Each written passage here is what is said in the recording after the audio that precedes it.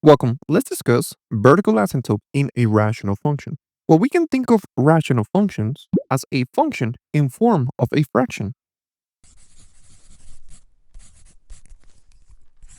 Well, if it's a fraction, we must have a numerator and also a denominator.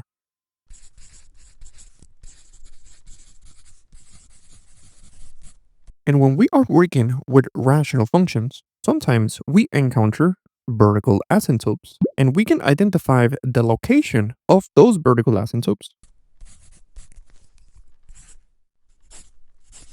at the values of x's that will make our denominator equal to 0.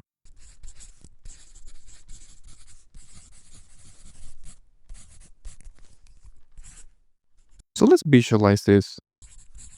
Let's say that we have the rational function of 10 divided by x plus 5.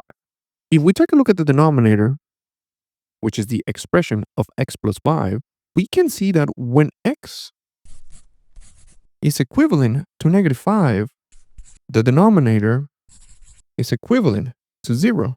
Well, at this very specific location of x equals negative 5, that's where we're going to encounter the vertical asymptote of this example. So let's say that negative 5, it's around here. And the way that we represent vertical asymptotes, it is of a vertical dashed line. And this makes a lot of sense because we are saying that we can choose any value of x that we want, any value of x in the number line, but we're not allowed to use x equals negative 5 because when we do, we got 0 on the denominator and we cannot divide by 0 because we will end up with an undefined value. So we represent this quote unquote forbidden value as a vertical dashed line. Our graph cannot use this value of negative 5.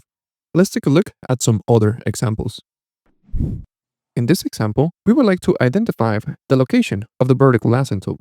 Well, for that, let's try to identify when is the denominator equal to 0. So let's obtain our denominator and let's set it equal to 0 to identify the location of our vertical asymptote. So we can solve for x, and then we end up with a value of x equals 2. And this is going to be our location of our vertical asymptote. Let's represent that in a graph. So let's say the value of 2, it's somewhere around here. Let's represent this with a vertical line. And now let's actually graph this function and let's see if it's true that we end up with a vertical asymptote at x equals 2. So when we graph our function of 1 divided by x minus 2, we obtain this graph. And notice that we actually end up with the vertical asymptote here at x equals 2. And we were able to identify this vertical line with our graphing just using algebra and reasoning. Hello. If you would like to continue learning about mathematics, you can check out the videos on the left.